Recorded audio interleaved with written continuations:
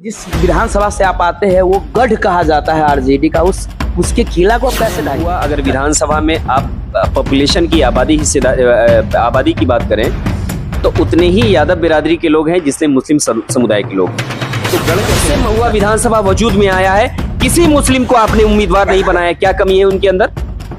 क्या वो आपके वोटर नहीं है? क्या वो यहाँ के नागरिक नहीं है? क्या वो वोट नहीं करते हैं, टैक्स नहीं भरते हैं? किस चीज में कमी है जो आप हमेशा नजरअंदाज कर रहे हैं उनकी? अगर उनको कर रहे हैं नजरअंदाज तो उनकी तकलीफ को कौन सुनने वाला है, बताने वाला है? आप तो उनके बारे में बात नहीं कर रहे हैं। मकान उनका टूट रहा है, घर उनका गिर रहा है, मस्जिद उनकी टूट रही है, मजार उनका तोड़ा जा रहा है, कब्रिस्तान उनके बंद किए जा रहे हैं, मदरसे उनके हम बंद किए जा रहे हैं, बच्चे उनके जेल में डाले जा रहे हैं। ये बात कौन करेगा? आप इस बात की गारंटी लीजिए, नेता बनिए आप, नहीं तो आप वोट किसी और का रहेगा, नेता आप बनेंगे। आपको नहीं चलेगा। नमस्कार, सत श्री अकाल, मैं रोशन कुशवाहा और आप देख रहे हैं times of Sitamarhi. Times of Sitamarhi में आपका स्वागत है। मेरे साथ जो शख्स है वो है महुआ विधानसभा के संभावित प्रत्याशी जसीमुल हक साहब। हमारे चैनल में आपका स्वागत है। बहुत शुक्रिया भाई, बहुत शुक्रिया रोशन। किशनगंज में सर किस लिए? दरअसल यहाँ पे जो हमारे सदर हैं बैरिस्टर असदुद्दीन ओवैसी, वो आए हैं। 4 रोज़ा प्रोग्राम है उनका सीमांचल में, और इस सियासी सफ़र की शुरुआत बहुत पहले हो गई थी, लेकिन इस वक्त आने का मकसद ये है कि बार बार जिसकी तरफ आप लोग इशारा करते हैं, मैं पहले बता देना चाह रहा हूँ कि यहाँ से ये पैगाम देना कि इस वक्त अभी बिहार में चूँकि मुस्लिम अक्सरियत है सीमांचल, और यहाँ के लोग ज़्यादा परेशान हैं या कमज़ोर हैं, तो उनकी मदद के लिए या सरकार तक अपनी पैगाम को, अपनी बात को पहुंचाने के लिए कि सीमांचल भी बिहार का अहम हिस्सा है, आप इसको नज़रअंदाज मत कीजिए। और इसी बात को बताने के लिए जो इनके साथ नाइंसाफ़ी हो रही है या हुई है, ये हुकूमत तक अपनी बात को पहुंचाने के लिए हम अपने बैरिस्टर साहब के साथ कंधे से कंधा मिला के, कदम से कदम मिला के उनको मजबूत कर रहे हैं, और उनकी ताकत बन के सीमांचल के मुख्तलिफ हिस्सों में हम जा रहे हैं, लोगों से मिल रहे हैं। क्या सीमांचल ही सिर्फ मजबूत होगा मजलिस के द्वारा या सीमांचल के बाहर भी? मजलिस ने या हमारे बैरिस्टर साहब ने इस बात की कभी वकालत नहीं की या कभी बात नहीं की है कि सिर्फ मुसलमान मजलूम हैं। उन्होंने बार बार कहा है कि जो भी मजलूम है, जिनको भी लगता है कि आपके साथ थोड़ी सी भी ज़रा भी नाइंसाफ़ी हुई है, उन सब की आवाज़ एक है इस वक्त हिंदुस्तान में, वो है बैरिस्टर असदुद्दीन ओवैसी। या विकल्प के तौर पे एक मजबूत जो झंडा है, जो पार्टी है, वो है मजलिस इत्तेहादुल मुस्लिमीन। हम उनकी बात करते हैं। सीमांचल के बारे में आप कह रहे हैं, सीमांचल मुस्लिम अक्सरियत इलाका है, ये आप जानते हैं इस बात को। इनको इस वजह से ज़्यादा परेशानी हो रही है या ये मेन स्ट्रीम से इनको अलग रखा गया है, इस वजह से वो बैरिस्टर साहब बार बार आवाज़ उठा रहे हैं कि सीमांचल भी बिहार का अहम हिस्सा है, आप इस पे भी उतना ही काम कीजिए या ध्यान दीजिए जो और ज़िला या और विधानसभा है। जिस तरह से आप महुआ विधानसभा से बिलोंग करते हैं, राजनीति में नहीं लगता है आपको थोड़ा लेट हो गया है या मतलब जल्दी आ गए? देखिए, पॉलिटिक्स में कोई जल्दी या कोई देर नहीं होता है, इसमें कुछ नहीं होता है। जब जागो तब सवेरा, ये बहुत मशहूर कहावत है। इतने सालों से हमने जिस पार्टी को दिया है वोट, ये समझ के कि शायद हमारे साथ इंसाफ होगा या हमें भी बराबरी का दर्जा मिलेगा, उस जगह पे लाके खड़ा किया जाएगा जहाँ से संविधान या मुल्क या हमारे लोग मजबूत होंगे। लेकिन अफसोस है कि जिस पे भरोसा किया है, पार्टी पे या फिर अपने नुमाइंदों पे, उन लोगों ने कभी हमारा साथ नहीं दिया या फिर उनकी आवाज़ नहीं बनी या उनकी मदद नहीं की। आज एक उम्मीद के तौर पे, चाहे वो लोग हमारा विरोध करें या सपोर्ट करें, लेकिन कम से कम इस बात से इनकार नहीं कर रहे हैं कि ये हमारा बेहतरीन और मजबूत विकल्प है। मैं देर सवाल इसलिए किया था क्योंकि कन्हैया कुमार के साथ शायद आप जी, तो कन्हैया पहले आ गए, आप बाद में आए, इसीलिए मैंने कहा। सबका अपना एक वो होता है, आप कभी ये नहीं कह सकते हैं। आप देखिए ना, यूपीएससी में बहुत सारे लोग तैयारी करते हैं, एक मिसाल दे रहा हूं मैं, लेकिन कोई 1 नंबर आता है, कोई प्रीलिम नहीं होता है, पीटी नहीं होता है, किसी का मेंस नहीं होता है, किसी का, अब उनके टैलेंट को जज नहीं कर सकते। हालांकि ये एग्जांपल कितना सही है मुझे नहीं पता, ये देर सवेर की बात नहीं है। कन्हैया कुमार अलग हैं, उनकी लड़ाई हो सकता है कि उनकी लड़ाई अलग होगी। हमारी कोशिश अलग है, मेरी लड़ाई अलग है। उनकी ज़मीन अलग थी, हमारी ज़मीन अलग है। हमारे साथ और भी लोग थे जो हमारे सीनियर हैं या जो जिनके साथ हम रहे हैं। उसमें एक उमर खालिद भी है, शर्जील भी हैं, ऐसे बहुत सारे नाम हैं, लेकिन वो अलग है इस वक्त। अभी कन्हैया अलग। जिस तरह से आप युवा है तो आपको क्यों लगा ऐसा, इतनी सारी पार्टियां हैं अपने हिंदुस्तान में, तो ऑल इंडिया मजलिस इत्तेहाद मजलूम? क्योंकि मैं नहीं, ये जितने मजलूम लोग हैं, ये जिनको मैं बार बार कहता हूं कि जिनको भी ये लगता है कि आपके साथ नाइंसाफ़ी हुई है, उन सब लोगों से टटोल के पूछिए, चाहे वो विरोध करें या बैरिस्टर साहब का सपोर्ट करें, लेकिन उनसे पूछिए कि इस वक्त अगर कोई मजबूत आवाज़ है पूरे पार्लियामेंट में या देश में आपके लिए, तो कौन है? भले ही विरोधी हो वो, एक ही नाम बताएगा, वो बैरिस्टर असदुद्दीन ओवैसी का एक ही नाम बताएगा। आप कम से कम इस दाग को तो हम धोने में कामयाब हो गए हैं या होने वाले हैं कि जिसके बार बार हमारे ऊपर इल्ज़ाम लगाया जाता है, जिसकी तरफ आपका इशारा है कि ये मुसलमानों की पार्टी है। मैं आपको बहुत जिम्मेदारी से बता देना चाहता हूँ कि ये मुसलमानों की नहीं, हर उस देशभक्त की पार्टी है जो यहाँ की आइन में, यहाँ के संविधान में यकीन रखता है, जो यहाँ की लोगों से मोहब्बत करता है। हर उस इंसान की पार्टी है जो इस मुल्क को और मजबूत बनाना चाहता है। सर, आते हैं विधानसभा पे टिकट गठबंधन के लिए इतना परेशान आप लोग क्यों हैं? क्यों कभी चिट्ठी लेके जाते हैं राणा रणजीत साहब, कभी ढोल नगारा के साथ मतलब सदर जाते हैं? क्या है, अपने आप पे भरोसा नहीं है क्या? देखिए, हर बड़ी लड़ाई में आपको कुर्बानी देनी पड़ती है, हर बड़ी लड़ाई में, ऐसा नहीं है जी। और उसमें कामयाबी एक दिन में मिल जाए ये ज़रूरी नहीं है। हमने बहुत बड़ी कुर्बानी दी है और ये कोशिश किया है या ये जुर्रत की है बोलने की, शायद कोई दूसरा ना करे, कि आप 6 सीट हमें दे दीजिए, मंत्रालय की ज़रूरत नहीं है, लेकिन सीमांचल डेवलपमेंट काउंसिल का गठन हो।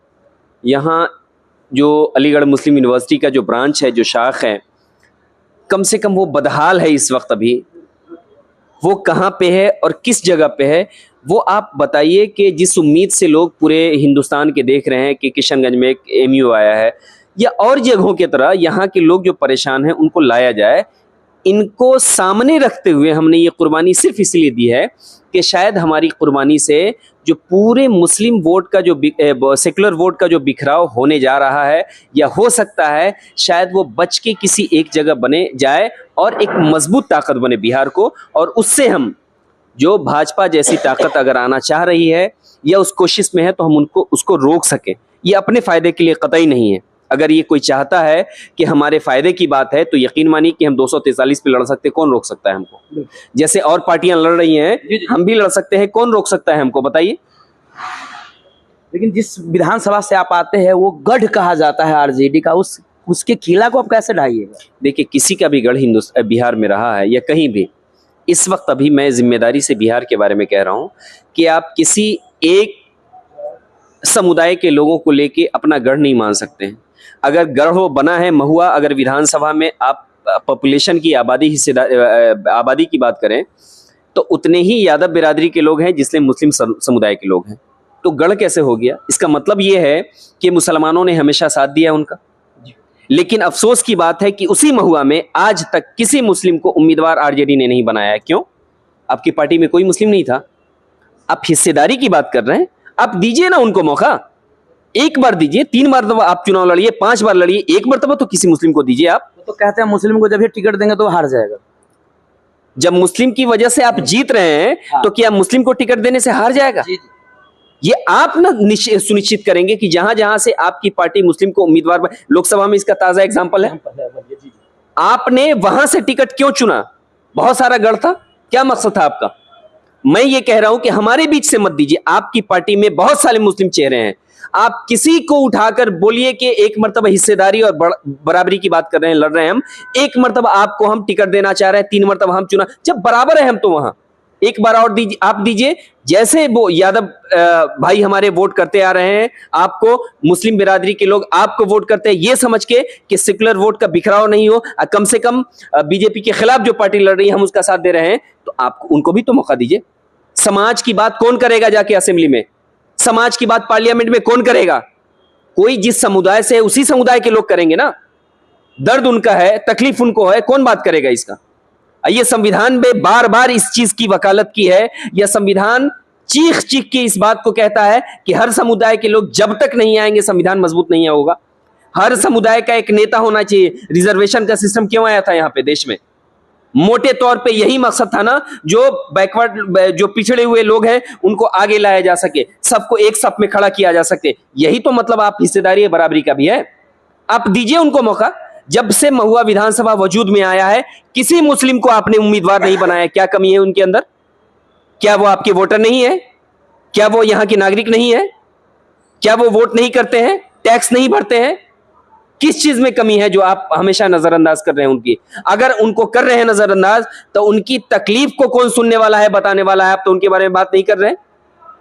मकान उनका टूट रहा है, घर उनका गिर रहा है, मस्जिद उनकी टूट रही है, मजार उनका तोड़ा जा रहा है, कब्रिस्तान उनके बंद किए जा रहे हैं, मदरसे उनके हम बंद किए जा रहे हैं, बच्चे उनके जेल में डाले जा रहे हैं। ये बात कौन करेगा? आप इस बात की गारंटी लीजिए, नेता बनिए आप। नहीं तो आप वोट किसी और का रहेगा, नेता आप बनेंगे, अब तो नहीं चलेगा। उनका कहना है कि हमने तो लोकसभा में 2 सीट दिया था लेकिन एक भी नहीं जीत पाया, जबकि हमने प्रचार भी जोरों शोरों पे किया था। तो ये कमी नहीं, तो ये तो आपको सोचना है। मुस्लिम बहुल इलाका में जीत जाता है बीजेपी का सांसद, बताइए, वहाँ शाहनवाज आलम नहीं जीत पाता है। तो ये तो आपको सोचना चाहिए ना कि इतने सालों से जो समुदाय आपको वोट करके सत्ता में लाया, लालू जी को लाया, राबड़ी जी को लाया, तेजस्वी जी को डिप्टी सीएम बनाया, अब वो खुद दावा कर रहे हैं कि हम सीएम बनने वाले हैं, जबकि उनकी आबादी देखिए, मुसलमानों की आबादी देखिए। उनकी बहन को सांसद बनाया। अरे भाई 2% लोग दे या 20% लोग दे, मुस्लिमों का है हिस्सेदारी उसमें, वोट में ना, हमेशा से आपका साथ दिया है। लेकिन जो मुस्लिमों के नेता थे, चाहे वो मुसलमानों से जुड़ा हुआ कोई भी नाम ले लीजिए यूपी बिहार में, आज वो कहां है और आपके लोग कहां हैं? ये आपको सुनिश्चित करना होगा और आपको सोचना होगा कि जो समुदाय आपको सपोर्ट कर रहा है वो इस वक्त कहां है। अब वो आपके टिकट से नहीं जीत पा रहा है, ये तो आपको सोचना होगा ना। चलिए, जाते जाते आखिरी सवाल, क्या लगता है अगर जसीमुल हक साहब को टिकट मिलता है महुआ से और चुन कर आते हैं तो क्या रहेगा प्रायोरिटी उनका? ये देखिए, ये इस वक्त अभी आप जब महुआ में जाएंगे, ग्राउंड पे जाइए, तो मेरा ख्याल है रोशन भाई, मेरी तरफ से भी आप एक मरतबा जाइए जरूर।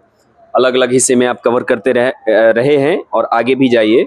आप जाएंगे वहां पे, आज जो बेसिक मुद्दा है वहां पे, वो सड़क, जो मेन महुआ की मैं बात करूं तो सड़क की हालत ऐसी है कि आप अपने गाड़ी की स्पीड 10 से लिमिट ज्यादा नहीं रख सकते हैं, 12 नहीं कर पाएंगे, ये हालत है। वहां करप्शन का लेवल ये है कि वहां पे पुल सरिया डाल के किसी भी नाले की ढलाई होती है, ये हम जानते हैं, बचपन से देखते आ रहे हैं। वहां लकड़ी पे ढलाई हो रही है महुआ में, ये करप्शन का लेवल है वहां पे। वो पिछले 5 साल में जो सिटिंग एमएलए हैं वहां आरजेडी से इस वक्त, अभी उनसे पूछिए कि आपने क्या काम किया है वहां के डेवलपमेंट के लिए, जो आम लोगों से जुड़ा हुआ मुद्दा है। आप जाइए किसी भी सरकारी ऑफिस में, करप्शन का लेवल यह है कि डेथ सर्टिफिकेट भी आपको लेना होगा तो पैसा देना है वहां पे। जी, राइट। मरने के बाद भी आपको उस कागज को लेने के बाद पैसा देना है। आप चाहे राशन कार्ड बनवाए, आधार कार्ड बनवाए या सरकारी कोई भी कागज आप बनवाना चाह रहे हैं, जाना चाह रहे हैं, तो ये किसकी जिम्मेदारी है? वहां की नुमाइंदे की जिम्मेदारी है। आपने क्या किया इस वक्त? अभी सड़क की हालत ये है, एजुकेशन की हालत ये है कि आज तकरीबन आधे से ज्यादा फैमिली बाहर रहने पे मजबूर सिर्फ इस नाम पे है कि हमारे बच्चों के लिए पढ़ाई के लिए कोई सुविधा नहीं है यहाँ पे। क्यों भाई? आप क्या कर रहे हैं यहाँ पे? आप कर क्या रहे हैं? इस 5 साल का, सिर्फ मैं नहीं कह रहा हूं, लोग पूछ रहे हैं कि 5 साल का सिर्फ ब्यौरा रखिए लोगों के पास जाकर कि इस वक्त अभी आपने किया क्या है वहां के खुशहाली के लिए। जो 5 साल पहले हालत थी उससे ज्यादा बदतर हालत है इस वक्त अभी हर मामले में। ये ऐसा नहीं, और सब लोगों के साथ ऐसा हो रहा है। तो सब लोग इस वक्त अभी मजबूती से एक मजबूत विकल्प के तौर पे, चूंकि एमआईएम इससे पहले कभी चुनाव नहीं लड़ी थी और सब लोग ये चाह रहे थे कि मजलिस आए वहां चुनाव लड़े, और अब एक विकल्प के तौर पे लोग देख रहे हैं। मैं उम्मीद करता हूं कि आने वाले टाइम में जब इलेक्शन होगा तो लोग इस चीज का सबूत भी देंगे, आपके सामने रहेगा कि एक मजलिस कामयाब होगी वहां से इंशाल्लाह, मुझे उम्मीद है, और असेंबली में अपने लोगों की एक मजबूत आवाज बनेंगे हम। बहुत बहुत धन्यवाद। तो ये हमारे साथ जसीमुल हक साहब महुआ विधानसभा के भावी प्रत्याशी ऑल इंडिया मजलिस इत्तेहाद मुस्लिमीन से थे। विशेष आप लोगों को कैसा लगा सो कमेंट करके जरूर बताएं। तब तक के लिए बाय बाय, टेक केयर, देखते रहिए टाइम्स ऑफ सीतामढ़ी।